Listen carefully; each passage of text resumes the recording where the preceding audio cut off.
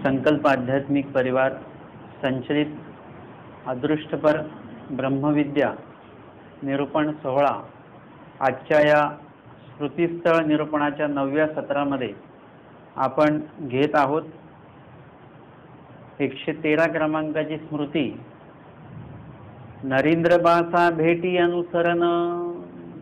नरेंद्रबास नावाचे हे एक चांगले कवी आहेत आणि त्यांची आणि भटोबासांची भेट झालेली आहे, वासनिक आहेत आणि यांचं अनुसरण सुद्धा झालेलं आहे। ते कसं झालं काय ते आपण बघूया।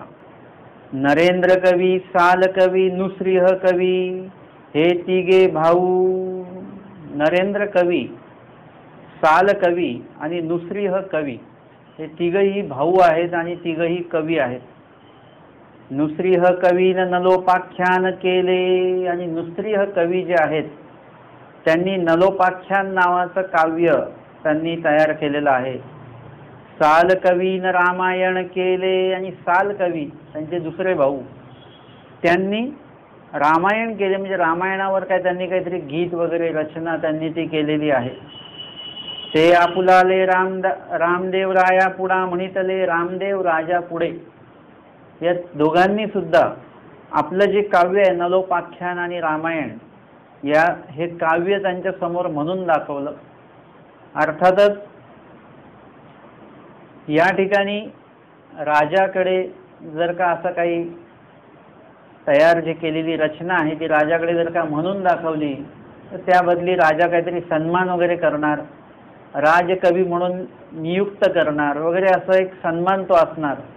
आणि म्हणून जी रचना केलेली आहे तर ज्या राज्यामध्ये जर राहतात त्या राजाला, त्या राज्याच्या राजाला त्याची कल्पना देणे किंवा ते म्हणून दाखवणे हे एक भाग आहे। आणि म्हणून त्या रामदेव राजा पुढे यांनी हे सगळं म्हटलेलं आहे, आपलं स्वतःचं काव्य सादर केलं।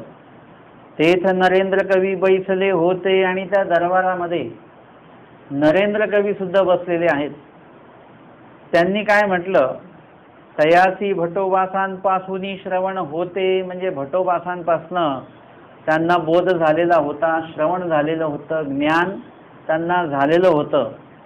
अवघे ऐकोनी म्हणितले, त्या दोघांचंही काव्य त्यांनी ऐकलं। काव्य चांगलं झालेलं असणार आहे, परंतु काव्य जरी चांगलं झालेलं आहे तरी ते त्यांना मुक्त करणारं ते काव्य नाहीये। म्हणून ते म्हणतात, ऐसा द्वारकेचा राम हाटू वर्णिते ती तरी तुमच्या पापा पुरश्चरण होते। तुम्ही हे जे केलं, रामायण केलं किंवा नलोपाख्यान केलं, म्हणजे हे परमेश्वराशी संबंधित नाही आहे। तुम्ही जर का परमेश्वराशी संबंधित त्या द्वारकेच्या राम हाटाचं, म्हणजे बाजाराचं ते नाव आहे, त्या बाजाराचं जरी तुम्ही जर का वर्णन केलं असं तुमच्या काव्यामध्ये तरी पापा पुरश्चरण होते, म्हणजे पापाचं पुरश्चरण झालं। जसं आमचे स्वामी सांगतात, रिद्धपुरा जाता पाऊल पाऊला गोमटे। नुसतं त्या दिशेने निघालात तुम्ही तरी पण गोमटं लागतं, म्हणजे ते ठिकाणच तसं आहे। त्या ठिकाणी जर का तुम्ही राहिलात तेच समळा जीवा अधिकार नाही, म्हणजे रिद्धपूरमध्ये जे काही जीव जन्मलेले आहेत जेवढे पण, ते सगळे विशेषत्वाने मायेने त्या ठिकाणी जन्मवलेले आहेत, त्यांचं संपादकत्व केलेलं आहे। कुणीही तिथे जन्मलेलं नाही आहे, म्हणजे कुणी ऐरागेरा जाऊन तिथे जन्म घेईल नाही, तिथे नियोजनच तसं आहे। आणि श्री प्रभूच्या सेवेमध्ये जाणारे किंवा त्या ठिकाणी राहणारी जी काही मंडळी आहे ती पण कुणीही जाऊन तिथे राहू शकत नाही। त्या ठिकाणी बरोबर तोच जीव असणं गरजेचं आहे। जेव्हा आबाईसांना स्वामी म्हणतात की श्री प्रभूंच्या सेवेविषयी, ते म्हणतात नाही मग माझ्या त्या अमक्याचं बाळणपण आहे, हे आहे, ते आहे वगैरे वगैरे। मग जेव्हा केव्हा त्यांना उपरती होते आणि परत जेव्हा ते विचारतात की बाईसांना म्हणतात की स्वामींना विचारा मी सेवेला जाईन श्री प्रभूंच्या, तेव्हा स्वामी म्हणतात नको नको, त्यांना त्यांच्या लेकींचे सुनेंचे बाळणपण आहेत, हे आहे ते भरपूर काम आहेत. श्री प्रभूची सेवा काय त्याच्यापेक्षा महत्त्वाची नाही आहे. त्यांना बाकीची कामं महत्त्वाची आहेत. तेव्हा आबाईचं दुःख करतात वगैरे आणि मग त्यांची तळमळ दुःख बघून स्वामी त्यांना अनुज्ञा देतात आणि त्यानंतर आबाईचा शेवटपर्यंत स्वामीच्या सेवेमध्ये, श्रीप्रभूंच्या सेवेमध्ये एकदम जिथे जशा बाईसा होत्या तिथे तशा आबाईसा होत्या. इथे बाईसाच्या देवा होई जाईल तसं तिथे आबाईसाच्या देवा परमेश्वर श्रीप्रभू झालेले होते. म्हणजे कुणाचं नाही पण आबाईसांचं स्वामी ऐकत होते. म्हणजे विशिष्ट जीवांचं संपादकत्व त्या ठिकाणी गेलेलं आहे. म्हणजे रिद्धपूर भूमी जर का बघितली ती भूमीसुद्धा पवित्र आहे. परमेश्वराने अवतार घेतल्यामुळे, स्वामींची प्रसन्नता मनोधर्म असल्यामुळे आणि अवघ्या रिद्धपुराशी संबंध दिल्यामुळे हे रिद्धपूर एक विशेष त्या ठिकाणी आहे. आणि अशा रिद्धपूरला तुम्ही जेव्हा निघता जायला तेव्हा पाऊल पाऊला गोमट्या. रिद्धपूरमध्ये तुम्ही वास केला निर्दोषपणे तर तुम्हाला भरपूर योग्यता तिथे होऊ शकते, लीळा चिंतन वगैरे त्या ठिकाणी केलं तर अशा त्या भूमीचं एक महत्त्व आहे. कवनी ठाई काही विशेष, कवनी ठाई काही विशेष, ते अवघी विशेष डोमेग्रामी. म्हणजे पैठणची एक विशेषता वेगळी, पांचाळेश्वरची विशेषता वेगळी, असं प्रत्येक ठिकाणची एक विशेषता वेगळी. परंतु ते अवघे विशेष सगळ्या ठिकाणाची स्थानाची विशेषता एकत्र केली तर डोमेग्रामची विशेषता सगळ्या स्थानाची मिळून डोमेग्रामची विशेषता आहे. म्हणजे सगळ्यात प्रसन्नता, मनोधर्म, निरोपण हे सगळं स्वामींचं खास करून डोमेग्रामला विशेषत्वाने आहे, विशेष मनोधर्माने स्वामी त्या ठिकाणी आहेत. आणि म्हणून नित्यदिनी लीळा भाई देव व्यास जे होते ते डोमेग्रामी बोलती. म्हणजे डोमेग्रामचंच नित्यदिनीचा पूजाअवसर आठवायचा झाला तर ते भाईदेव व्यास डोमेग्रामचाच पूजाअवसर स्वामींचा आठवायचे. आपल्याकडे पण तीनही पूजाअवसर जे सूत्रपाठामध्ये येतात ते डोमेग्रामचेच आहेत. काव्यरूपामध्ये जे येतात ते सुद्धा डोमेग्रामचेच आहेत. म्हणजे त्या स्थानाची, त्या ठिकाणाची ती विशेषता आहे. आणि नुसतं तुम्ही डोमेग्राम जरी नुसतं आठवलं, नुसतं गेलात जरी, नुसतं तुम्ही स्थानवंदन तर अजून करायचंच आहे, नुसतं गेलात तरी तुमची तिकडे वृत्ती लगेच सात्विक होऊन जाणार. तुमचा प्रकृती ही सात्विक होणार, तुमचे विचार लगेच सात्विक होणार, तुमचं वर्तन सात्विक होणार. म्हणजे त्या भूमीची ती विशेषता आहे. तसं या ठिकाणी सांगितलं की तुम्ही इकडचं तिकडचं वर्णन करत बसण्यापेक्षा तुम्ही द्वारकेच्या रामहाटाचं म्हणजे त्या बाजाराचं, नुसतं बाजाराचं जरी वर्णन केलं तरी गोमट आहे. कारण की ती जी द्वारका आहे ती कृष्ण महाराजांच्या मनोधर्माने तिथे त्याची निर्मिती झालेली आहे. सोन्याची द्वारका जी आपण बोलतो पूर्ण, तर ती जी द्वारका आहे ती श्रीचक्र कृष्ण महाराजांनी त्याची निर्मिती केलेली आहे. आणि त्या निर्मितीमागे खास विशेष मनोधर्म सुद्धा आहे. उगाच त्यांना वाटलं आता करू काहीतरी दुसरं घर असावं म्हणून त्यांनी ते तयार केलेली नाही आहे. ही जी बेट द्वारका जी तयार केलेली आहे त्याच्यासाठी एक खास मनोधर्म आहे परमेश्वराचा. आणि अशा त्या द्वारकेच्या जो संपूर्ण द्वारका आहे त्याची वर्णन केल्याने काय लाभाचे लाभ होतील तो भाग वेगळा. परंतु नुसतं त्याच्या एका बाजार गल्लीचं जरी तुम्ही वर्णन केलं तरी सुद्धा गोमट आहे. कारण की त्याची निर्मिती कृष्ण महाराजांनी केलेली आहे, परमेश्वराने केलेली आहे. त्यांचा मनोधर्म त्याच्यामध्ये असल्यामुळे त्याचं वर्णन तो भाग आहे. जसं आमचे स्वामी शिन्नस्थळी जी जागा आहे ती स्वामी डोमेग्रामला जायच्या आधी नॉर्मल ती जागा आहे, नदीच्या काठी जसं खडक असतो हे असतो तशी ती जागा आहे. परंतु आमचे स्वामी जेव्हा त्या ठिकाणी जातात, आसनस्थ होतात, त्या ठिकाणी प्रसन्नता मनोधर्माच्या लीळा त्या ठिकाणी घडतात. प्रसन्नतेने स्वामी निरूपण त्या ठिकाणी करतात. त्या निरूपणामध्ये खास मनोधर्म आहे स्वामींचा. हा सगळ्या त्या जागेमध्ये काय झालं पेरल्या गेलेला आहे. स्वामींच्या माध्यमातनं, स्वामींच्या स्पर्शातनं ती जमीन आहे, ती भूमी आहे, तो पाषाण आहे तिथला, ते सगळे काय झालेले आहे इतर पाषाणांपेक्षा ते वेगळे झालेले आहेत, आता निर्दोष झालेले आहेत आणि गुणयुक्त झालेले आहेत. परमेश्वराच्या स्पर्शाने ती जागा पवित्र झालेली आहे पूर्ण. आणि म्हणून जी जागा आधी एकदम सामान्य असते ती परमेश्वराच्या जाण्याने त्याच्यामध्ये काय होते, विशेषता त्या जागेमध्ये येत असते. आणि म्हणून आमच्या स्वामींच्या संपर्कामध्ये किंवा परमेश्वर अवताराच्या संपर्कामध्ये जे जे पण कोणी येतात ते काय होतं, त्यांच्यामध्ये बदल होतो आपण. जसं स्वामी म्हणतात, हा येथीची या जवळी का आनोनी आन झाला असे. भटोबास बदललेले आहेत आमच्या संपर्कामुळे. माहिमभट्ट अहंकार युक्त, परंतु स्वामींचा स्पर्श झाला, स्वामींना पाहिल्या गेलं, स्वामींचं अवलोकन केलं गेलं आणि जे काही बदल झाला माहिमभट्टांमध्ये, नुसत्या भेटीमध्ये बदल झाला.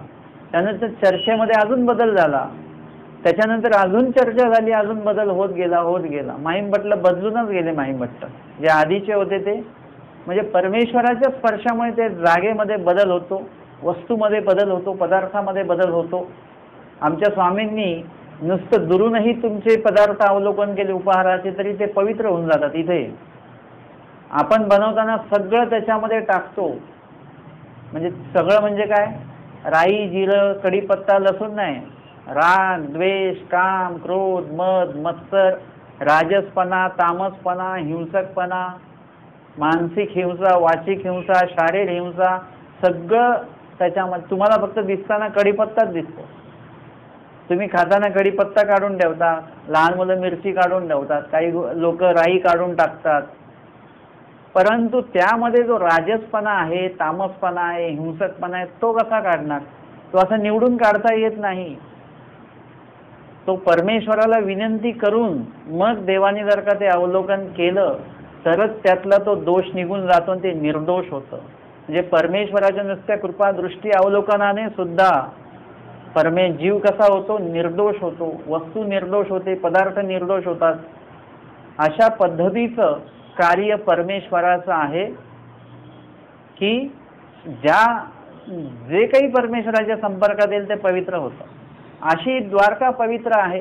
आणि त्या द्वारकेच्या एका विभागाचं नुसतं वर्णन जरी तुम्ही केलं तरी तुमच्या पापांचं पुरश्चरण त्याच्यात होईल. कारण की त्या प्रत्येक ठिकाणी परमेश्वर आठवणार.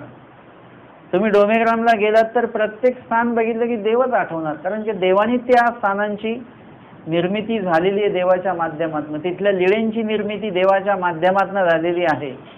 प्रत्येक वचन बघाल तुम्हाला देव आठवणार, लीळा बघाल देव आठवणार, स्मृती बघाल देव आठवणार, दृष्टांत बघाल देव आठवणार. कारण की देवाची त्या निर्मिती मागे परमेश्वर आहे. तसं बेट द्वारकेच्या निर्मितीमागे कृष्ण महाराज असल्यामुळे त्या बेट द्वारकेचं तुम्ही जे पण काही विभाग आठवणार ते कृष्ण महाराज तुम्हाला आठवणारच.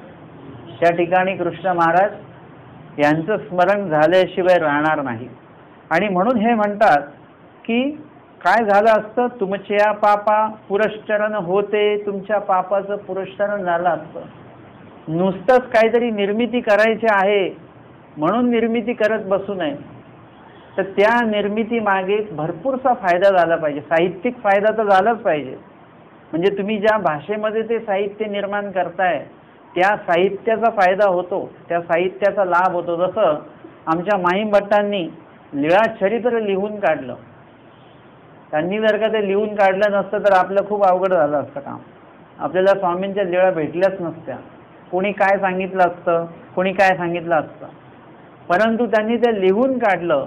याचा मराठी म्हणजे आम्हाला महानुभावांना याचा तर भरपूर लाभ आहे. याचं तर गणितच नाही आहे, काही अगणित लाभ झाला आम्हाला. परंतु मराठी साहित्याला सुद्धा या लीळा चरित्राचा मोठा लाभ झाला. मराठी साहित्याला पहिला आद्यग्रंथ लीळा चरित्रांच्या माध्यमातून आणि कुठल्याही प्रकारे त्या लिखाणामध्ये कुठे भेसळ नाही आहे, स्वतःचे शब्द नाही आहेत, स्वतःची शोकती नाही आहे, स्वतःच्या मनाचे वाक्य नाही आहेत, स्वतःच्या मनाचा प्रसंग नाही आहे. त्याच्यामध्ये सगळं जे घडलं, जेवढं घडलं तेवढंच नमूद केलं गेलं. असा ग्रंथच नाही आहे कुठल्याच साहित्यामध्ये. एवढा निर्भेळ ग्रंथ हा लीळा चरित्र आहे. आणि यामुळे मराठी साहित्य असेल, अभ्यासक असतील, साहित्यक असतील आणि आध्यात्मिक अभ्यास करून मोक्षाला जाणारे असतील, सगळ्यांचा याच्यामध्ये लाभ झालेला आहे. एक माहिमभट्टांनी एक लीळा चरित्र लिहिलं, परंतु सर्वांच्या सर्वांगीण उपयोगासाठी ते उपयोगी आलं. निर्मिती पाहिजे ती अशा पद्धतीची असली पाहिजे.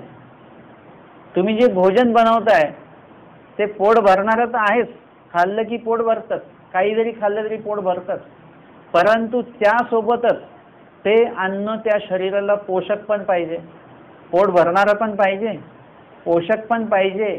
आणि ते अन्न खाल्ल्यानंतर ज्यांनी ते अन्न खाल्लंय त्यांना झोप, आळस, सुस्ती आली नाही पाहिजे, त्यांना स्मरण करू वाटलं पाहिजे. अशा प्रकारचं भोजन आपल्याला बनवता आलं पाहिजे.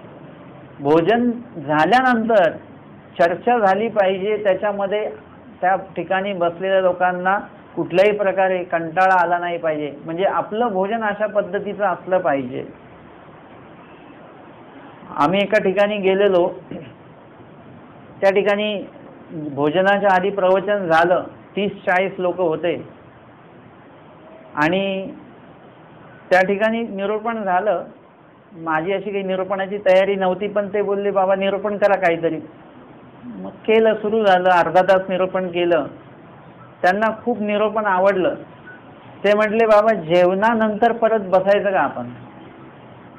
मी म्हटलं ठीक आहे. म्हटलं तर आमचा अनुभव असा आहे की जेवल्यानंतर लोक आम्हाला असे म्हणजे स्मरण करायला बसून जातात. लोक बसल्या बसल्या स्मरण करतात, म्हणजे आपोआप डोळे लागून जातात.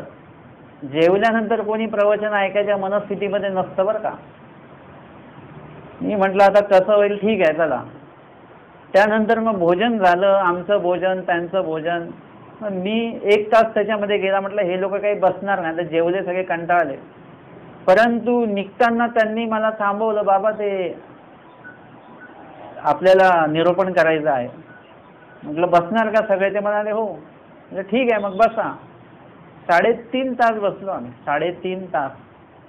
आणि थोडंसं निरूपण झालं, नंतर चर्चा झाली. 40 म्हणजे 35 लोक होते. ते 35 लोक ॲट अ टाइम एका टायमाला प्रश्न, सगळ्यांनी प्रश्न केला की त्यांनी म्हणजे ज्यांच्या घरी ते भोजन होतं, ज्यांच्या घरी ते कार्यक्रम होता, ती व्यक्ती कुठल्या मानसिकतेमध्ये असेल की माझ्या घरी, म्हणजे त्यांचं वास्तुशांती होती. पण वास्तुशांती म्हणजे जसं केले जाते वास्तुशांती, ते रिबिन बांधा, अमकं करा, तमकं करा, गंध लावा त्या भिंतीला, अमकं करा, तमकं करा, ते तसं काही नाही.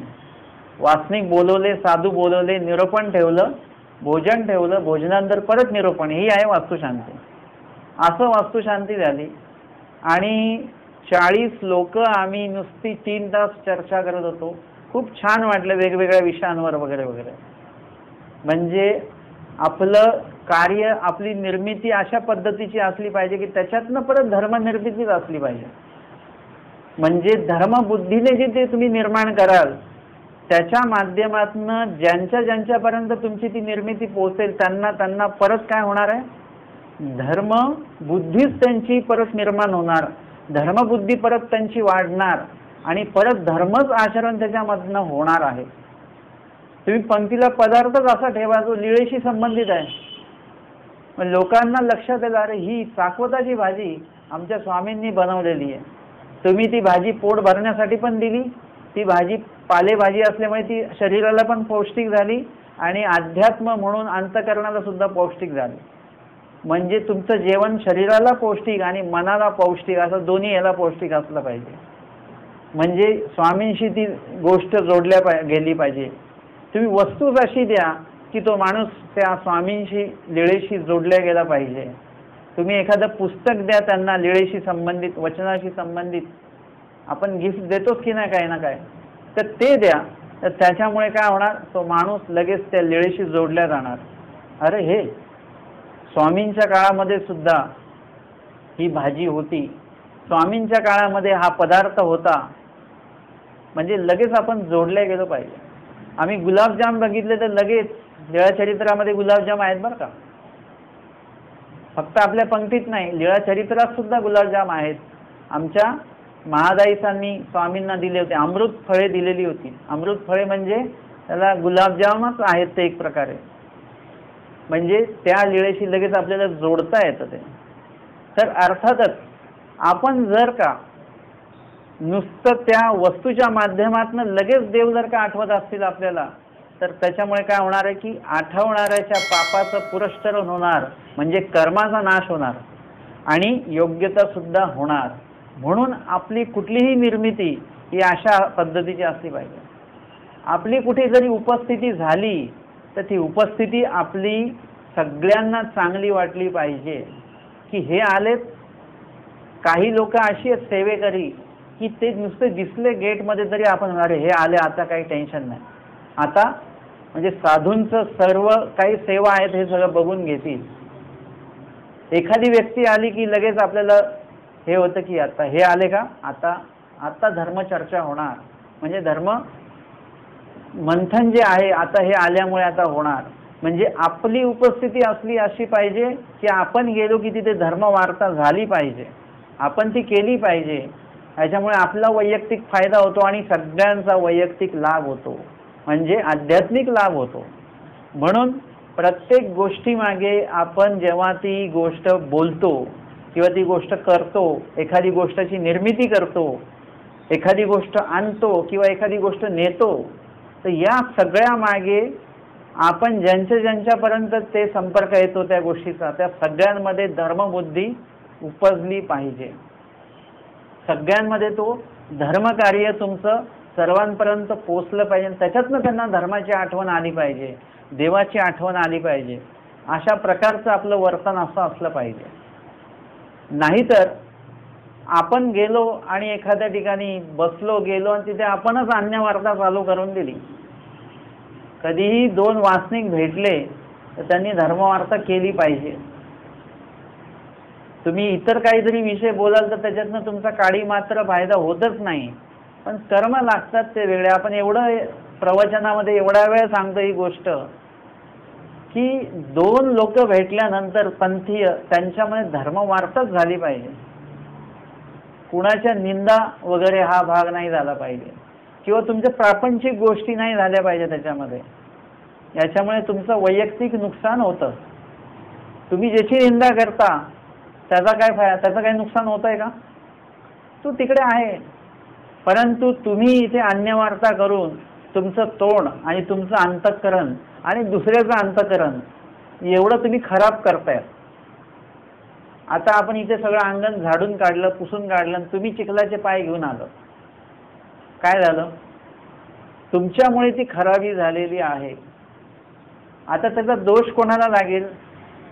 ज्यांनी स्वच्छ केलंय त्याला की ज्यांनी खराब केलंय त्याला? खराब करणाऱ्याला दोष लागतो. मग या ठिकाणी काय झालेलं आहे की तुम्ही जर का ते अंतःकरण खराब केलंय कोणाचं तर दोष तुम्हाला लागणार. आमच्या महादाईचा रिद्धपूरच्या ते रस्ते, ज्या रस्त्याने आमचे श्रीप्रभू यायचे जायचे, तो रस्ता ते स्वच्छ करून टाकायचे. ज्ञानी या व्यक्तीचं ते कार्य आहे, स्वच्छ करणे. आमच्या चक्रपाणी महाराजांनी ज्ञानशक्तीचा स्वीकार करून काय केलं? द्वारावतीचे सर्व रस्ते स्वच्छ केले. द्वारावती स्वच्छ करण्यामागे ते लागलेले आहेत. म्हणजे द्वारावतीचा काय आहे? चक्रपाणी महाराजांशी सुद्धा संबंध आहे, या अवतारांशी सुद्धा संबंध आहे. द्वारावतीचा श्रीप्रभूंशी सुद्धा संबंध आहे. श्रीप्रभू सुद्धा त्या ठिकाणी गेलेले आहेत आणि द्वारावतीला कृष्ण महाराज सुद्धा द्वापार काळामध्ये त्या ठिकाणी होते. म्हणजे अशा तीनही अवताराने पवित्र झालेली ती भूमी आहे. मग अशा भूमीचं जेव्हा तुम्ही वाखाणन करता, वर्णन करता, त्यावेळेला काय आहे की त्या ठिकाणी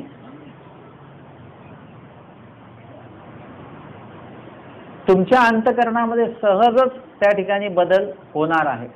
आणि म्हणून आपण काय केलं पाहिजे की वर्णन करत असताना पण आपल्या मुखामध्ये कुठले विषय असले पाहिजेत याचा पण आपण ठरवून घ्यायचं. असं चालणार नाही. आता तुम्हाला एखादा आजार डिटेक्ट झाला, तुम्हाला शुगर आहे, लगेच तुमचं खायचं काय आणि काय नाही खायचं ठरवून घेता की नाही तुम्ही? लगेच तुम्हाला ताप आला की लगेच तुम्ही ठरता बाहेर पडायचं की नाही पडायचं, कधी पडायचं, किती झोपायचं, काय खायचं काय नाही खायचं, लगेच ठरवून घेतो आपण. तसं आता ज्ञान झाल्यानंतर हे ठरवून घ्या तुम्ही काय बोलायचं काय नाही बोलायचं.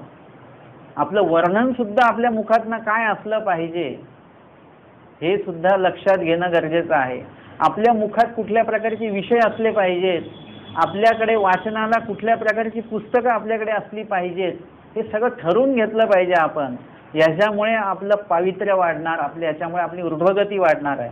आणि म्हणून इथे नरेंद्रबास जे आहेत ते काय म्हणतात की तुम्ही जर का द्वारकेच्या त्या रामहाटाचं वर्णन केलं असतं, तुमचं पावित्र्य तुमच्यामध्ये वाढलं असतं, पापाचं पुरस्चरण झालं असतं, ऐसे राया देखता निर्भिशिले, असं त्या ठिकाणी तो सगळा राज दरबार बसलेला आहे आणि राज दरबारामध्ये सगळ्यांच्या समोरच यांनी ते काव्य म्हणून दाखवलेलं आहे आणि ते काव्यही त्यांनी म्हणून दाखवलं आणि त्यांना अपेक्षा आहे की आता आपण जर का काव्य म्हटलेलं आहे तर त्या निर्मितीचं काय केलं पाहिजे, सगळ्यांनी कौतुक केलं पाहिजे आणि कौतुक होणं हा एक अपेक्षेचा भाग त्यांचा आहे। परंतु इथे नरेंद्रबासांनी काय केलं, त्यांच्या त्या रचनेचं, त्या विषयाचं, रचनेतल्या विषयाचं खंडन केलेलं आहे बरं का।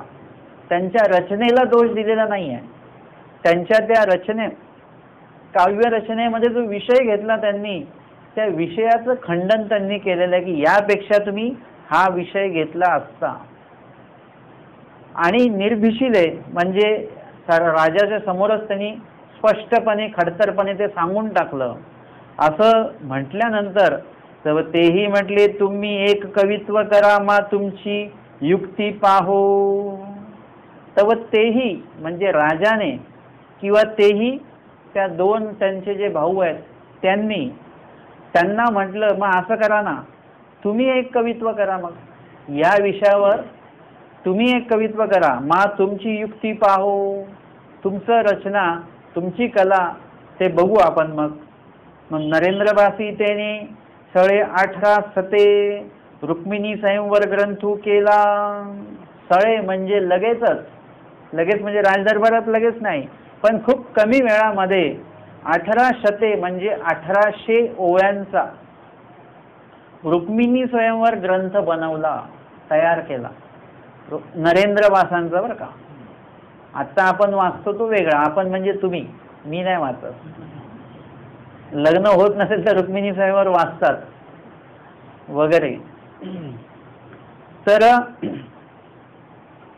या ठिकाणी रुक्मिणी स्वयंवर नावाचा ग्रंथ म्हणजे रुक्मिणी देवींचं स्वयंवर आणि त्याचं वर्णन त्यांनी त्या ठिकाणी त्या काव्यामध्ये बांधलेलं आहे।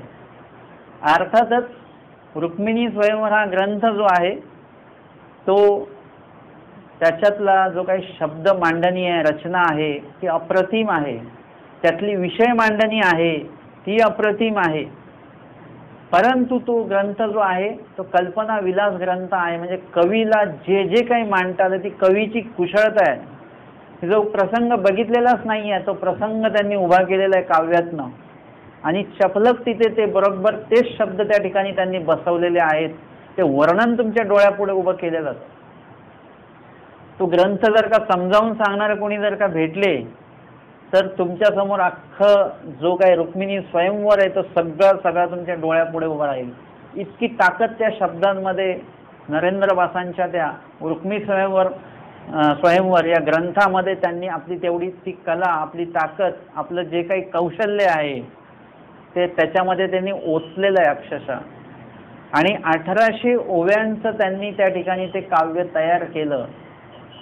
सर्व चांगलं आहे, परंतु फक्त एवढंच आहे की कल्पना त्याच्यामध्ये त्यांनी केली, ती मांडली आणि तो ग्रंथ तयार केलेला आहे।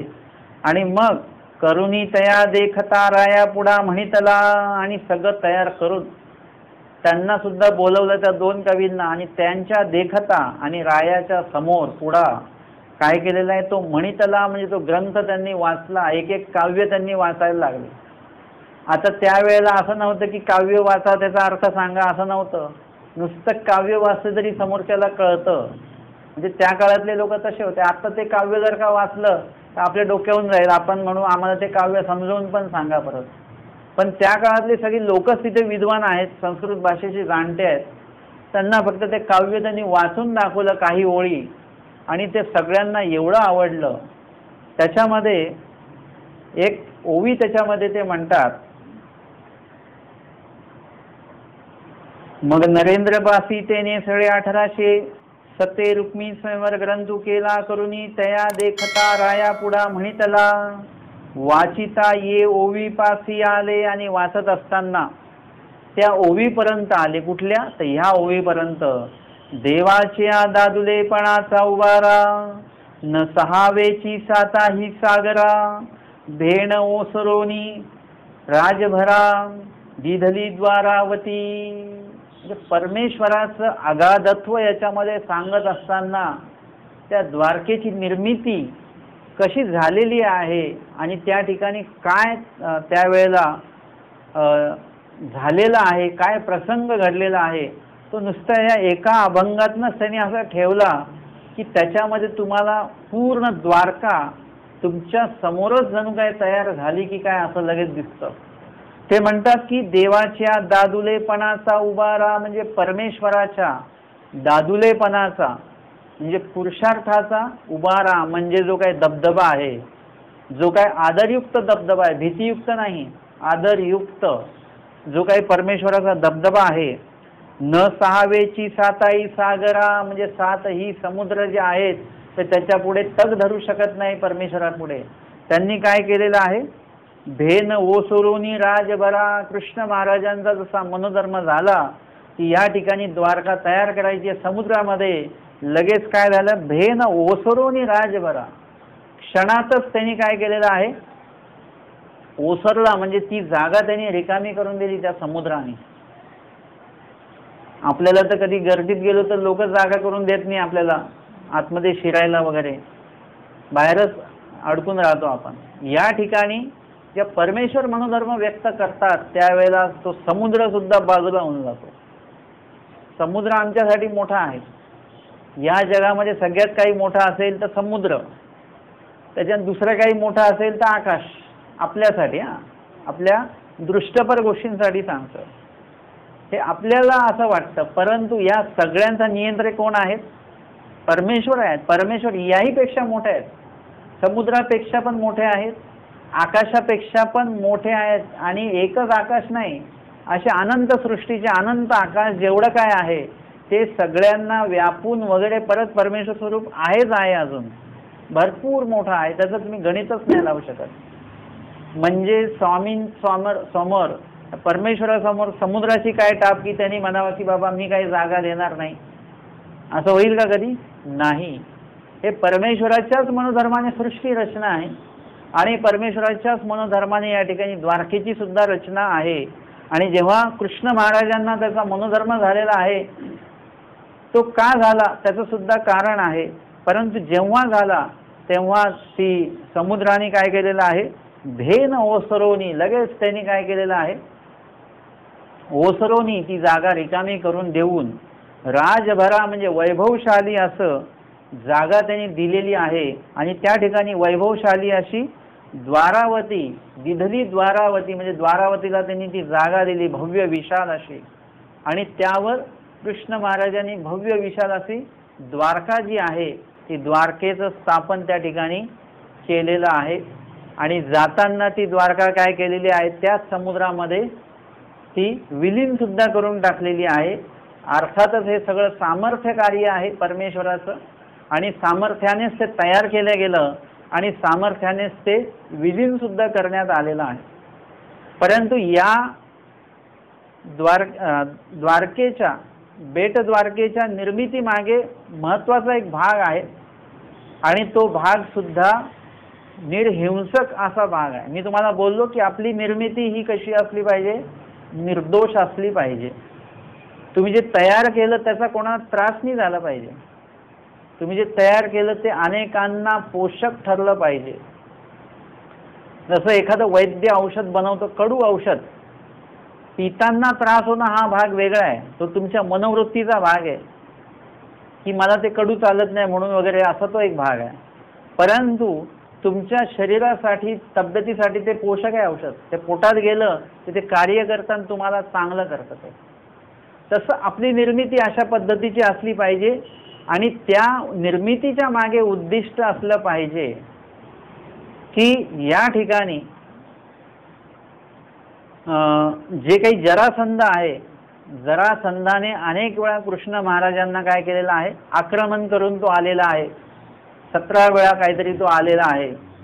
आणि प्रत्येक वेळी आपलं सैन्य घेऊन यायचं, युद्ध करायचं, त्याच्यात तिकडचे सैनिक मरायचे, इकडचे सैनिक मारायचे, जीवांची हत्या व्हायची, तिथल्या गावातल्या लोकांनाही त्रास वगैरे.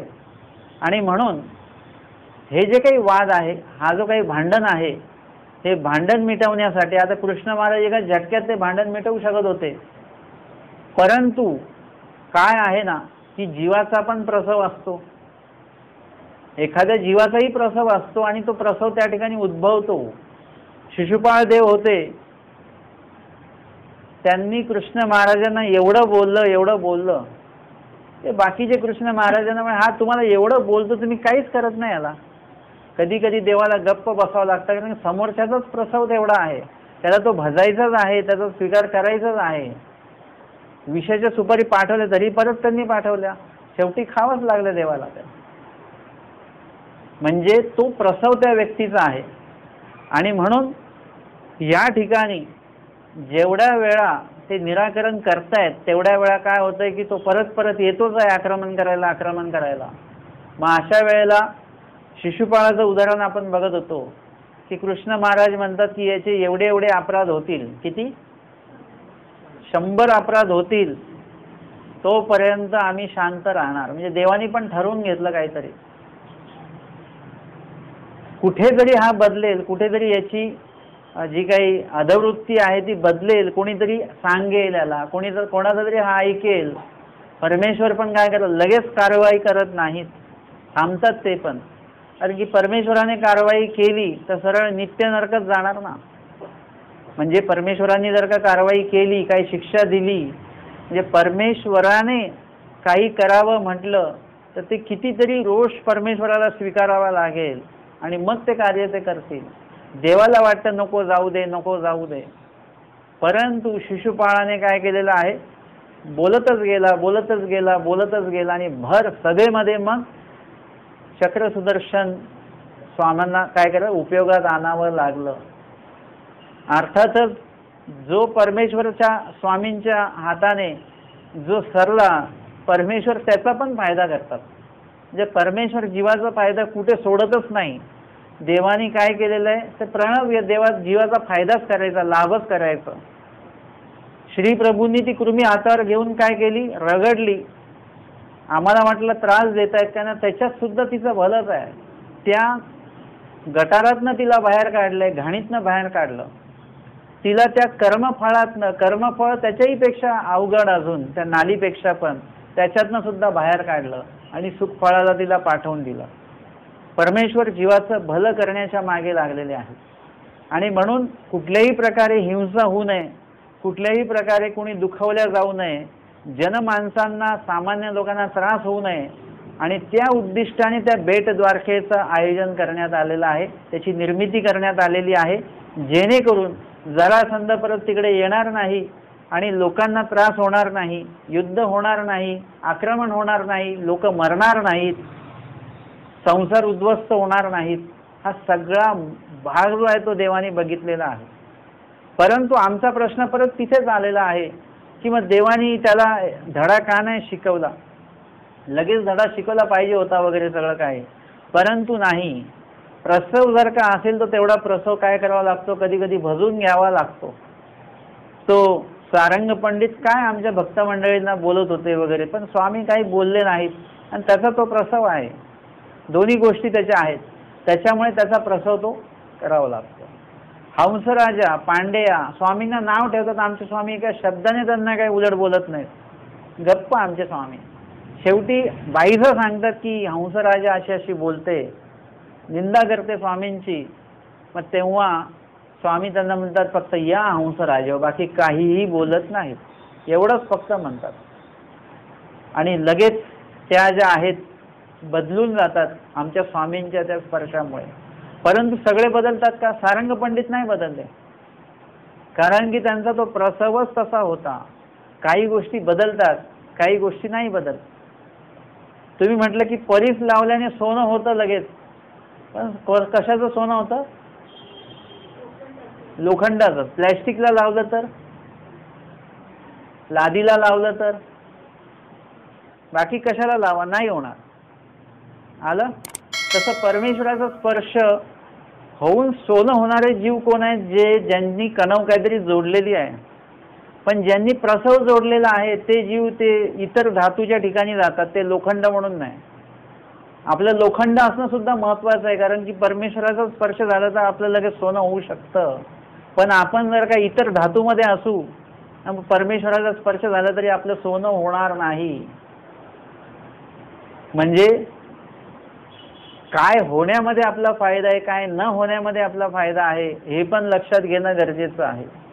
या ठिकाणी आपल्याला व्हायचं असेल तर जरासंध कधीच व्हायचं नाही, दादोस कधी व्हायचं नाही, सारंग पंडित कधी व्हायचं नाही. त्यांच्या भूमिका पण समजून घ्या लीळा चरित्रातल्या काय आहेत. आम्हाला व्हायचंय तो सशाच्या मागे लागलेले पारधी आम्हाला व्हायचंय. म्हणजे त्या ठिकाणी ते बदलतात, तेव्हापासून आम्हाला ते व्हायचं आहे. त्याच्या आधीपासून आता आम्ही आहोतच. अनेकांना आम्ही काय करतो? पळवतो म्हणजे काय? जो माणूस शांत बसलेला आहे मंदिरामध्ये आला, त्याच्या डोक्यात काहीतरी घालून टाकतो आपण. तुम्ही तो प्रॉपर्टीचा हिस्सा मागितला पाहिजे बरं का. आणि मग त्याचे विचार पळतात. तो आला कशासाठी आणि तुम्ही त्याच्या डोक्यात टाकलं काय? आणि त्याच्या मागे आपण पळतो पुन्हा पुन्हा. मग काय तुम्ही केली की नाही केस, केली की नाही कंप्लेंट, आपण त्याला पळवतो सतत. आणि जेव्हा केव्हा हे सतत आपण अनेकांना भडकवण्याचं काम करतोच आहोत, हे कधी सुटलं नाही आपल्या आयुष्यातनं. परंतु जेव्हा सस्याला परमेश्वर दिसले, स्वामी दिसले आणि तो स्वामींच्या सन्निधानी गेला आणि त्या माध्यमातनं हे सुद्धा सन्निधानी गेले ना, समोर जाऊन उभे राहिले, त्यावेळी बदलले ते. म्हणजे आपण उपदेश घेण्याआधी किंवा उपदेश घेतल्यानंतर पण आपल्यात तो दोष आहे. परंतु ब्रह्मविद्या ज्ञान जेव्हा होतं तेव्हा खऱ्या अर्थाने परमेश्वर आपल्याला भेटतात. आपुले सन्निधान दे, म्हणजे ज्ञानयुक्त सन्निधान परमेश्वर देतात. तेव्हा आपल्यामध्ये बदल होणं गरजेचं आहे. ते पारधींमध्ये जसा बदल झाला, पारधी तर आम्ही आहोतच, अनेकांचा बळी आपण वेगवेगळ्या माध्यमातून घेतच असतो, अनेकांना खचवत असतो, अनेकांना मानसिकरित्या मारत असतो, अनेकांना बोलून वाचेने आपण मारत असतो. हे सगळं चालू आहे. परंतु आम्हाला काय केलं झालं पाहिजे आमच्या बाबतीत की जेव्हा ते ब्रह्मविद्येचं एक वचन जरी कानावर आलं, एकच वचन ऐकलं त्यांनी, वारंवार काय देवानी सूत्रपाठ ग्रंथ त्यांच्या हातात दिला नाही, एकच वचन सांगितलं आणि ते बुजून गेले. ते म्हणाला आजपासनं त्यांचा व्यवसायच तो आहे पारधी, ह्याचा वेगळा व्यवसायच नाही आहे. एक कोळी माणूस आहे, त्याचा मासे मारणं हाच व्यवसाय, त्यांनी एकदम म्हणावं की मी हे सोडून देतो. म्हणजे इतक्या प्रमाणामध्ये आमच्यामध्ये बदल होणं गरजेचं आहे. हा आहे परमेश्वराचा स्पर्श. पण तो सगळ्यांना होत नाही. काळबोट्यांना झालाच नाही. काळबोटे निंदाच करत होते, काळबोटे चोरी करत होते, काळबोटे खोटं बोलत होते. मार्तंड सुद्धा तसेच निघाले. त्यांना स्वामींचा स्पर्शच झाला नाही. स्पर्श त्यांनी होऊ दिला नाही देवाचा, त्यांनी होऊ दिला पाहिजे. जसं दोन भाऊ गेले आणि दोन भावांपैकी एकाला स्वामींचा स्पर्श झाला, एकाला नाही झाला. कोण दोन भाऊ माहिती आहे? लखुमदेव, भाईदेव व्यास आणि त्यांचे भाऊ, हे दोघेही भिंगारला आले. त्यांची आई घेऊन आली. एकाला वेड लागले, एकाला पिसं लागलेलं आहे. स्वामींनी भाईदेव व्यासांना पाहिलं, त्यांचा दोष फिटला, चांगले झाले ते. पण त्यांचे जे भाऊ होते ते काही स्वामींकडे बघायलाच तयार नाही. स्वामी त्यांच्या मागे गेले तर त्या ठिकाणी त्यांनी दोन्ही पायांमध्ये आपलं तोंड खुपसून ते बसले, पण त्यांनी तोंड वरच केलं नाही. स्वामी त्यांच्या आईला म्हणतात, त्यांनी जर का आमच्याकडे बघितलं ना तर हे लगेच नीट होऊन जातील. पण देवाकडे त्यांनी बघितलंच नाही. स्वतःला स्पर्श होऊ दिला नाही देवाचा त्यांनी. भाईदेव व्यासांनी ते नाही केलं. भाईदेव व्यासांनी स्वतःला स्पर्श होऊ दिला, बघू दिलं, बघितलं. त्यांचाही कड त्यांनी केला आणि स्वामींचा कड तर स्वामी करणारच आहेत. लगेच बदल झाला. त्यांच्या भावामध्ये तो बदल नाही झाला. बघा, एकाच आईचे दोन मुलं, दोघांनाही दोष, एकाचा गेला एकाचा नाही गेला एकाच वेळेला. कारण की एक प्रसवी आहेत आणि एक प्रतिकारणता रूपवाले आहेत. एकाकडे योग्यता आहे, अधिकार कणव आहे, एखाद्याकडे अयोग्यता आहे, अनधिकार आहे आणि खंती आहे. त्याच्यामुळे ते परमेश्वराला सन्मुख झाले नाहीत. आणि भाईदेव व्यास जे आहेत ते सन्मुख झाले, देवाकडे बघितलं. सन्मुख होणं गरजेचं आहे आणि इथे ते झालेले आहे. आणि म्हणून प्रसव जो असतो तो प्रसव परमेश्वराला, स्वामींची इच्छा नसते तो प्रसव भोगवून घ्यायची, देवाची तर इच्छा असते की तो प्रसव तुटला पाहिजे, तो प्रसव नाचला पाहिजे. म्हणून परमेश्वर काय करतात, उपाय योजना करतात, विधींचे योग घडवून देतात. परंतु जर का त्या जीवाने ठरवलंच, तुम्ही कितीही त्यांना चांगला तुपा भाताचा घास भरवला, तोंडात जरी भरवला, पण त्या मुलाने जर का ठरवलं मी गिळणारच नाही, तुम्ही काय करू शकता? एखाद्याने ठरवलं मी गिळणारच नाही, तुम्ही चांगलं बनवू शकता, चांगलं भरवू शकता, पण गिळायचं की नाही गिळायचं त्याच्या मनावर आहे. आणि म्हणून प्रसवी जीव असे असतात की ते बदलत नाहीत, ते पक्के राहतात त्यांच्या ह्याच्यावर. परमेश्वर सांगतात, निरूपण करतात, परंतु वारंवार निरूपण करतात. येथे एक ब्रह्मविद्या असे त्याचं विचारा, त्याच्याबद्दल चर्चा मंथन करते, म्हणतात आपली ब्रह्मविद्या राया राहणे की त्याच्याशी आम्हाला काही घेणं नाही. आम्हाला फक्त हेच सांगा, विडा कसा ठेवायचा, पान कसे असले पाहिजे, नारळ सरळ आहे का, सुपारी कुठे ठेवायची, पैसे कुठे ठेवायचे, गंध कधी लावायचा, अक्षता कधी लावायची, हेच ज्ञान आम्हाला द्या. बाकी सूत्रपाठ वगैरे काय आमच्या डोक्यावरून जाता, आम्हाला काही संन्यास वगैरे काही ते विचारच नाही आमचा. म्हणजे हा जो काही भाग आहे आपला, आपण ज्ञान घेतोय, वेगळ्या पद्धतीचं ज्ञान घेतो आहे, जे तुम्हाला मोक्षाला नेणार आहे ते ज्ञान आम्हाला घ्यायचं आहे. आणि हा सगळा भाग आहे, हा सगळा भाग लक्षात घेऊनच इथे जरासंध जो आहे तो कुठल्याही प्रकारे बदलणारा व्यक्ती नाही आहे. त्याचा प्रसव तसा आहे, अनेकांना दुखवून, म्हणजे कुठल्या तरी गतजन्मामध्ये मुंगेविरी वीरचिंतन पासून त्यांनी इतक्या लोकांचं वैर चिंतलेलं असेल, इतक्या लोकांची त्यांनी हत्या केली असेल, इतक्या लोकांना त्यांनी त्रास दिला असेल, तशी सगळी अयोग्यता भरलेली आहे. परमेश्वराचे दर्शनीय, स्पर्शनीय, संभाषणीय, ज्यांच्याशी स्वामी बोललेत, परमेश्वराचे ज्ञानीय, वासनिक, अनुसरले भक्त, यांच्यापर्यंत त्यांनी सगळ्यांना त्रास दिला. म्हणून आता परमेश्वरावर पर्यंत त्याची चाल चालून आलेली आहे. आणि एकदा भक्ताच्या ठिकाणी जर का अयोग्य काही घडलं त्या जीवाकडनं, तर ते परमेश्वरापर्यंत ती चाल येते, ती थांबवता येत नाही देवाला सुद्धा. तसं या ठिकाणी घडलेलं आहे. आणि त्या जरासंधासंबंधित जे काही दोषजनक घडतं पूर्ण याच्यावर द्वारका परिसरामध्ये, ते टाळण्यासाठी म्हणून या बेट द्वारकेची निर्मिती कृष्ण महाराजांनी केलेली आहे, जेणेकरून त्यांनी तिथे पोचू नये, युद्ध होऊ नये आणि सर्व शांतता असावी. अशा प्रकारे हा मनोधर्म त्याच्यामध्ये आहे, हा उद्दिष्ट त्याच्यामध्ये आहे. आणि ते उद्दिष्ट कसं आहे, भल्याचं उद्दिष्ट आहे, निर्दोषत्वाचं उद्दिष्ट त्याच्यामध्ये आहे. हिंसा न घडण्याचं, भांडण न होण्याचं, वाद न होण्याचं ते उद्दिष्ट परमेश्वराचं आहे. आणि म्हणून या ठिकाणी त्या गोष्टीची निर्मिती झालेली आहे. बघा, एकीकडे परमेश्वर काय कार्य करायला लागलेले आहेत. एकीकडे आम्हाला स्वामी सांगतात की भांडण करू नका, स्वतः स्वामी ते भांडण काय करतात, टाळतात. एकीकडे तर ते दोन लोक भांडायला आले, दोन्ही गावाचे, आमचे स्वामी तिथे मुख्य त्या गावाचे जणू काय असं म्हणून पुढे गेले, वाद मिटवतात, पण समोरचा ऐकून घ्यायला तयार नाहीये. एक कानाखाली दिली त्याचं डोकं नाही, त्याचा डोळे पण ठिकाणाला आले. आपण बोलतो ना, डोकंच ठिकाणाला नाही, आमच्या स्वामींनी त्याचे डोळे सुद्धा ठिकाणावर आणले. डोळा चांगला करून दिला देवाने, त्याचा दृष्टिकोनच बदलला. भांडण्याचा जो काही भाग होता तो बदलून गेला, तो शांत झाला, सात्विक झाला. तो म्हणे देवाने मला डोळे दिले, डोकंही दिलं, डोळेही दिले. परमेश्वर मिटवतात. परमेश्वर स्वतःही कुठे वाद करत नाहीत, स्वतः कुठे भांडत नाहीत, भांडू देत नाहीत. आमचे आचार्य जेव्हा शस्त्र उचलतात तेव्हा आमचे स्वामी त्यांना शिक्षा पण करतात.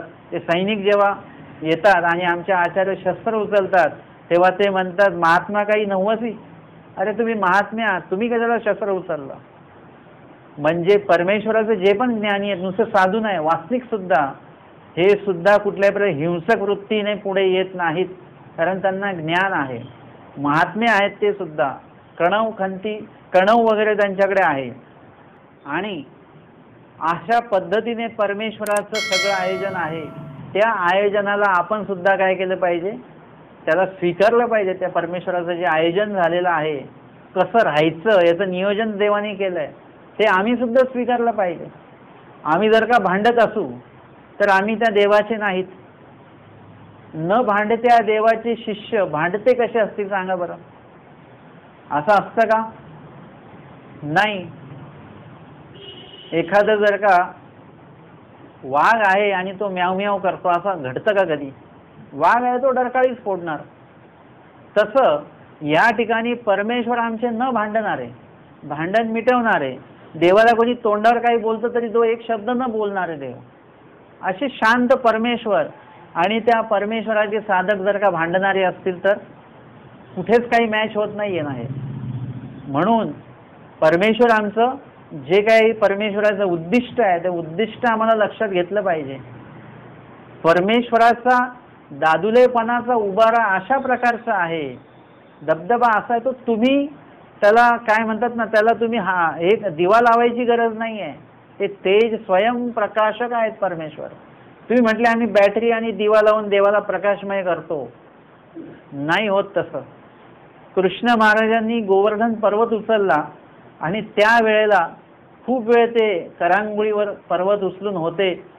मग त्या पर्वताखाली जे आलेले लोक आहेत सगळे वाचले पावसाने वगैरे, वारा वावदळाने. मग खूप वेळाने त्यांच्या लक्षात आलं की कृष्ण महाराज खूप वेळचे ते पर्वत घेऊन उभे आहेत. तर ते म्हणाले की देवा तुम्ही ते बोट काढून घ्या, आम्ही आमच्या काठ्या बिठ्या लावतो, सपोर्ट देतो. तुमचं आता बोट दुखून आलं असेल. कृष्ण महाराज म्हणे ठीक आहे लावा काठ्या. आणि ते लावायला लागले आणि कृष्ण महाराज हात काढायला लागले तर डोंगर यायला लागला खाली. मग सगळे घाबरले, नाही नाही देवा हात लावा हात लावा.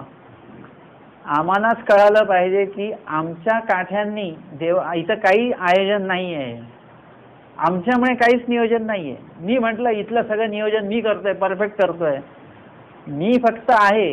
नियोजन परमेश्वरच करतायत सगळं काय. कोणाला वाटेल की हे आम्ही केलं ते आम्ही केलं, नाही, हे सगळं देव करतात. देवच सुचवून देतात सगळं काही. आम्ही फक्त उपस्थित आहोत. देव आमच्याकडनं ते घडवून घेतात आमची योग्यता व्हावी म्हणून. देवानी जर का मनात आणलं तर आम्हाला तिकडून वजा करून टाकतील आणि दुसऱ्याच्या हाताने ते काम करून घेतील. मग आपला अहंकार गेला ना तिथेच. तसं आहे की या ठिकाणी आम्हाला वाटत असेल की आम्ही धर्माचं रक्षण करतोय, आपण धर्माचं रक्षण कधीच नाही करू शकत. धर्मच आपलं रक्षण करणार आहे.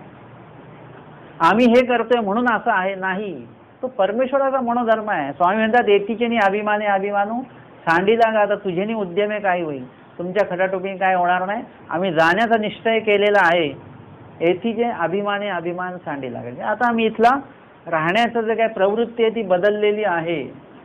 म्हणून परमेश्वराची प्रवृत्ती काय हे जर का इथल्या साधकांनी लक्षात नाही घेतलं तर मग त्या ज्ञानाचा उपयोग काय.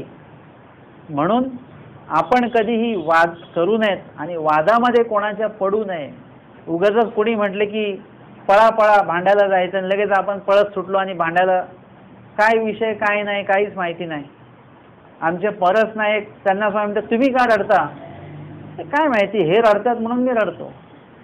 आपल्याला रडण्याचं कारण तर माहिती पाहिजे, आपल्याला भांडायचं कारण माहिती असलं पाहिजे. खरंच आपण तिथपर्यंत पोहोचलेलो आहोत का, मूळ विषय आपल्याला माहिती आहे का, काहीच नाही. आपण कोणाच्या विड्याला हात लावतो त्याला सुद्धा विचार करून हात लावला पाहिजे, तो कसला विडा ठेवतोय. त्यांनी विडा ठेवला, उद्या मी ज्याची भांडण करायला जाणार आहे चांगल्या प्रकारे भांडण करता आलं पाहिजे, चांगल्या प्रकारे त्याला मारता आलं पाहिजे, देवा सहाय्य करावे मला विडा. आणि आपला हात लावताय आणि आपण पण तुमची मनोकामना पूर्ण हो. पण विचारा त्यांची मनोकामना काय. त्यांची मनोकामना कळली तर विड्याला हात लावाल का तुम्ही, लावाल? नक्की सांगा. असं आहे ते, लावणार नाहीच तुम्ही. कारण की तुम्हाला माहिती आहे आपल्याला दोष निर्मितीमध्ये आपला हात नसला पाहिजे, कुठल्याच गुणनिर्मितीमध्ये आपला हात असला पाहिजे. तर या ठिकाणी कुठेही काही वादात्मक परिस्थिती असेल तर पहिले विषय समजून घ्या, त्याच्यानंतर खरोखर त्याचा वाद केल्याने कुठलेच विषय आजपर्यंत मिटलेले नाही आहेत. हिंदुस्थान पाकिस्तान सतत युद्ध होते, कधी तो प्रश्न मिटला का, मिटला का तो कधी? नाही मिटला, कधी मिटणार नाही. सासू आणि सून, घरातच हिंदुस्थान पाकिस्तान, हा वाद कधी मिटतो का सांगा बरं? बहुतांशी मिटत नाही. कुठे ना कुठे काही ना काही चालूच असतं ते. म्हणजे त्या ठिकाणी ते जे दोन व्यक्ती आहेत, सासू आहे की सून आहे, हे जेव्हा सामंजस्य पद्धतीने समोर येतात, त्या दोघांनाही जेव्हा ज्ञान असतं ब्रह्मविद्येचं, तेव्हा ती सासू पण भांडत नाही आणि सून सुद्धा भांडत नाही. कारण दोघांनाही ब्रह्मविद्येचं ज्ञान आहे. भांडण केल्याने काय होतं हे त्यांना माहिती आहे, म्हणून ते भांडणार नाहीत. त्यांच्यामध्ये जर का ती मॅच्युरिटी असेल तर ते कधीच भांडणार नाहीत. सामंजस्याने तो विषय घेण्यात येईल. आता इथे तर असं असतं की अनेक लोक येतात, कधी कोणी नळच उघडा ठेवून देतं असतं बरं का. मी इथे बसलो असं तरी मला आवाज येतो त्या नळाचा. मी त्याला सांगतो तो नळ चालू आहे. ते म्हणत तुम्हाला कसं काय आवाज आला? म्हटलं आता व्यवस्थापन मी बघतोय त्याच्यामुळे मला लक्ष द्यावं लागतं. कधी कोणी उठून जातं तिकडून, पंखे बंदच करत नाही, पंखे चालूच असतात. मग आम्हाला पण वाटतं, पण त्यावेळेला सामंजस्य असतं की बोलायचं नसतं, समोरच्याला दुखवायचं नसतं. आणि देवाने सांगितलं दुखवू नका कोणाला. मुंगीला सुद्धा दुखवू नका. ती काय उपदेशी का मुंगी? तरी सुद्धा तिला दुखवू नका, कारण उद्या मुंगीला दुखवलं की मुंगळ्याला दुखवणार. असं होता होता भक्ताला दुखवाल, परमेश्वराला दुखवला. म्हणजे ही चाल पूर्ण येते अशी. म्हणजे प्रत्येक गोष्ट करत असताना किती लक्ष द्यावं लागतं. तुम्हाला जर का सांगितलं की इथून जाताना बघा तुमच्या पायात चपला नाहीत आणि काचेचे तुकडे पडलेले आहेत, तर तुम्ही कसे जाणार? वर मान करून जाणार का? नाही. तुम्ही प्रत्येक पायाला जिथे पाय ठेवणार तिथे बघणार तुकडे आहेत का काचेचे, मगच पाय ठेवणार. ज्ञानी असं लक्षण हेच आहे. प्रत्येक गोष्ट बोलताना, प्रत्येक वेळी चालताना सुद्धा तुम्ही जर का मार्गातल्या लोकांसोबत चालून बघा, तुम्ही आपलं वर इकडे तिकडे बघत चाला. मार्गातले लोक खाली बघून चालतात, कारण की खाली मुंग्या असतात रस्त्याला. आपण मुंग्यांच्या त्या पूर्ण परिवारावर पाय ठेवून निघून जातो. आणि आमचे साधक जे मार्गातले साधू आहेत ते कधीही त्याच्यावर पाय ठेवत नाही, सुखवतात ते. म्हणजे तुम्ही जेव्हा ज्ञान तुमच्यामध्ये स्तर वाढतं तेव्हा सगळ्या गोष्टी विचारपूर्वक कराव्या लागतात. आणि म्हणून इथे आम्हाला विचार का करायचा आहे? कारण की आमच्या स्वामी जे आहेत, परमेश्वर आहेत, तेच वैचारिक पातळीचे आहेत. त्यांनी आम्ही तमात असतानापासून आमचा विचार केला, चांगला विचार केला, चांगला विचार आम्हाला दिला, चांगला आचार आम्हाला दिला. आणि म्हणून आमचं पण ते कर्तव्य की चांगलंच सगळं आचार विचार आमचा असा असला पाहिजे की देवाने आमचं सिलेक्शन केलं पाहिजे. तुम्ही इंटरव्ह्यूला जाता तेव्हा तुम्ही हे बघता, आपण आधार कार्डला जातो तर पूर्ण मेकअप करून जातो, फोटो चांगला आला पाहिजे. आधार कार्डचे फोटो चांगले येत नाही, आपल्याला वाटतं की नाही त्याच्यातला फोटो चांगला यावा. तसं जेव्हा देव आपल्या समोर येणार तेव्हा आपण देवाच्या समोर जाणार, तर आपला हा शृंगाराचा मेकअप चांगला नाही पाहिजे, आपल्या विधी आचरणाचा मेकअप चांगला असला पाहिजे, विधींचा शृंगार आपला झाला पाहिजे. तेव्हा परमेश्वराला तुम्ही आवडणार. एरवी तुम्ही किती ते पावडर बिवडर लावून गेले तर देव तुम्हाला रिजेक्ट करून टाकतील. नाही, नको आहे. हे देहाची सेवा करणारे लोक आहेत. परंतु जेव्हा तुम्ही विधींचा शृंगार करणार आहात, विधी आचरक स्मरणनिष्ठ असाल, तेव्हा म्हणतील हा देवाचा विधी करणारे आहेत, देवाची सेवा करणारे आहेत. म्हणून अशा विचारांनी आपण प्रगल्भ होणं खूप गरजेचं आहे परमेश्वराच्या साधकाने. आणि म्हणून या ठिकाणी हा विषय झाला, हा विषय एका अभंगामध्ये मांडला त्यांनी. आणि हा एकच ओवी त्यांनी म्हणून दाखवल्यानंतर राजा एवढा प्रभावित झाला, तो म्हणतो यावरी राय म्हटले या ग्रंथाचा अभंग मज द्यावा. या ग्रंथाचे जेवढे अभंग आहेत ते माझ्या नावे करा. खाली जे लिहिलंय तुम्ही कवी नरेंद्र म्हणे वगैरे असं काय असेल, तिथे कवी रामदेव राजा म्हणे असं लिहा. ते काव्य माझ्या नावावर तुम्ही लिहा. हे काव्य रामदेव राजाने लिहिलं असं अख्ख्या जगामध्ये प्रचलित झालं पाहिजे.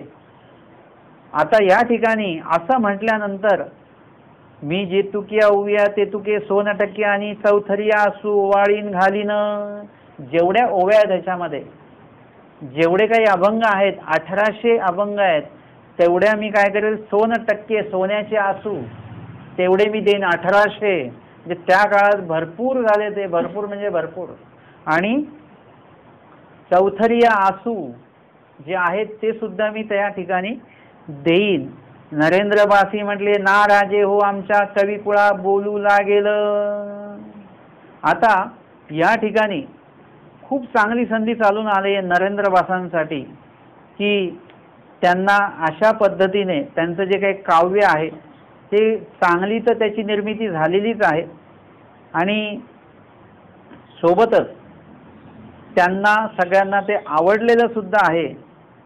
आणि आवडलेलं असताना राजाला सुद्धा ते पसंत पडलं की माझ्या नावे ते द्या, आणि त्या बदल्यात त्यांना मोठी रक्कम सुद्धा मिळणार आहे.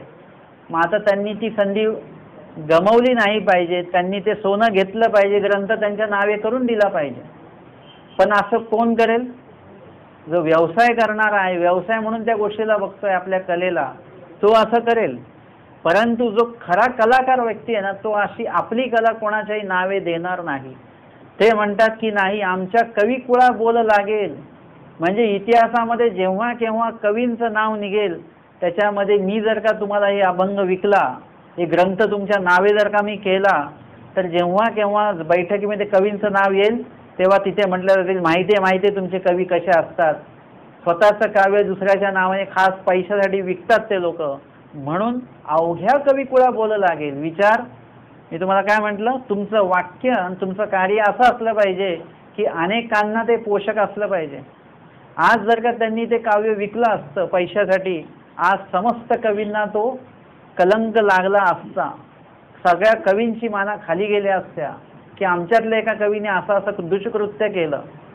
परंतु नरेंद्रबासांनी जे कार्य केलं त्याच्यामुळे समस्त कविकुळाची मान अशी वर मान, म्हणजे ताठ मानेने ते आहेत की आमच्या कविकुळामध्ये असा कवी आहे, आम्ही कवी अशा पद्धतीचे आहोत की आम्ही आमचं काव्य दुसऱ्याच्या नावे विकत नाही, पैशाला आम्ही बळी पडत नाही. म्हणजे त्यांचं एक वाक्य आणि एक कर्तृत्व अख्ख्या कविकुळांसाठी महत्त्वाचं ठरलं. सगळ्या साहित्यिक लोकांसाठी तो मानाचा भाग, तो मान त्यांनी मिळवून दिला की एक कवी, एक साहित्यिक कशा प्रकारचा असतो हे नरेंद्रबासांनी आम्हाला दाखवून दिलेलं आहे. आणि त्यानंतर तयाचे गर्व हरिले, राजाचा जो गर्व अहंकार तो हरला की मी पैशाने काही पण विकू घेऊ शकतो असं राजाला वाटत होतं. मी राजा आहे, त्याचा गर्व तिकडे हरवून गेला, म्हणजे हरल्या गेला, नष्ट झाला. एवढ्या लोकांदेखत नरेंद्रबासांनी त्यांना सुनावलं. तर रायासी थोर चमत्कारू झाला, आणि राजाला पण थोर चमत्कार वाटला. म्हणजे असे लोक सुद्धा आमच्या राज्यामध्ये आहेत की पैशासाठी ते, असं नाही की पैशासाठी ते काही करतील असे लोक नाही आहेत. हे आपल्या कलेवर, आपल्या निष्ठेवर ठाम असणारी लोक सुद्धा आमच्या राज्यामध्ये आहेत. निष्ठावान लोक खूप कमी मिळतात. निष्ठावान लोक जे असतात ते खूप कमी मिळतात. कधीही तुमच्या संपर्कात असलेली तुम्हाला वाटणारी व्यक्ती ती कधीही दुसऱ्याची तुमच्याबद्दल दुसऱ्याकडे कधीही काही बोलू शकते. निष्ठावान व्यक्ती म्हणजे कशी असते, जर का तुमच्याबद्दल त्यांच्याकडे कोणी काय बोललं तर लगेच त्यांनी म्हटलं पाहिजे नाही नाही, ती व्यक्ती, त्याच्याबद्दल एक अपशब्द सुद्धा उच्चारायचा नाही, त्या व्यक्तीला आम्ही ओळखतो. म्हणजे हे काय आहे, आपल्या देवाबद्दल जर का आपल्याकडे कोणी काय बोललं तर आपण म्हटलं पाहिजे नाही, आमच्या देवाबद्दल एक शब्द बोलायचा नाही, मला जे काय बोलायचं ते बोला. आमच्या गुरूंबद्दल आमच्याकडे एक शब्द सुद्धा वाकडा बोलायचा नाही. म्हणजे हे असते एकनिष्ठता. आणि ती व्यक्ती अशी असते की आपल्याशी पण चांगली आहे आणि दुसऱ्याकडे दोन निंदा करणारा व्यक्ती त्याच्याकडे पण ती आपली निंदा करत असते, तिकडे पण ते हो होला हो करत असतील, तर ती व्यक्ती एकनिष्ठ नाही. कुठेही पळणारी व्यक्ती आहे, त्याला म्हणतात ना बिनबुडाचं माठासारखं, कुठेही हे केलं तर तिकडे ते चांगले होतात, स्वतःला चांगलं सिद्ध करण्याचा प्रयत्न ते करतात. तर इथे तसं नाही पाहिजे. इथे आपण एकनिष्ठता असली पाहिजे, आणि ती एकनिष्ठता आहे त्यांच्या कलेबद्दलची. अजिबात हल्ले नाही ना, ते राजांनी सांगितल्यानंतर सुद्धा हल्ले नाहीत आपल्या निष्ठेवरून. हे आहे नरेंद्र कवी. आणि त्यानंतर मग ते रुक्मिणी स्वयंवर नरेंद्र कवी भटोबासांपासी घेऊन आले. आपली जी निर्मिती आहे ती योग्य ठिकाणी दिल्या गेली पाहिजे, आणि ते भटोबासांकडे ते रुक्मिणी स्वयंवर ग्रंथ घेऊन आले. भटोबासी भेटी झाली, स्वामी भटोबासांची त्यांची भेट झाली. तैसीची तेही भिक्षा केली, आणि त्यांनी काय केलेलं आहे, अनुसरण घेतलेलं आहे मार्गामध्ये. मग तेहुनी रुक्मिणी स्वयंवर ग्रंथ मार्गाशी आला आणि तेव्हापासून रुक्मिणी स्वयंवर ग्रंथ हा मार्गामध्ये आलेला आहे. भटोबासा मागा केतुल्या एका काळा अनुबासांचा हरगरवी भिक्षा केल्या, हे अवघे ऐकोनी म्हणितले. त्यानंतर भटोबासांच्या नंतर, भटोबास देवाज्ञा झाल्यानंतर कितुल्या एका काळानंतर खूप दिवसांनी अनुबासांचे शिष्य हरगर्व यांनी जेव्हा दीक्षा घेतली, अनुसरण घेतलं आणि मग आचरण करत असताना त्यांना जेव्हा हे ऐकायला मिळालं, नरेंद्रबास कवींनी राज दरबारामध्ये अशी भूमिका त्यांनी घेतलेली होती, ते ऐकून ते म्हणतात, सकळा कवी परीस हा कवी चतुर. सकळ कवींपेक्षा हा कवी चतुर आहे, म्हणजे हुशार आहेत. हुशार म्हणजे आपल्याला काय पाऊल उचलायचं आहे, ते काय पाऊल नाही उचलायचं आहे हे त्यांना त्याचं भान आहे. आणि त्या भान राखूनच त्यांनी बरोबर राजाला ते ग्रंथ तर दिला नाही, परंतु तो ग्रंथ परमार्गात आणला. नुसता ग्रंथ नाही आणला तर स्वतःला सुद्धा परमार्गात घेऊन आले, अनुसरले ग्रंथ आणि स्वतःला समर्पित करून टाकलं पंथाला. अशा प्रकारचं भानयुक्त वर्तन त्यांचं आहे, म्हणून ते त्यांचं कौतुक करतात. मग आपणही श्लोकबद्ध गद्य केले, मग त्यांनी सुद्धा श्लोकबद्ध गद्य जे आहे श्लोकबद्ध त्यांनी सुद्धा हरगर्व जे आहेत त्यांनी ते तयार केलेलं आहे. आजच्या या स्मृतीस्थळ सत्रामध्ये आपण आजचं 90 सत्रामध्ये आपण 113 क्रमांकाची नरेंद्रबासा भेटी अनुसरण या स्मृतीवर श्रवण आणि चिंतन केलेलं आहे.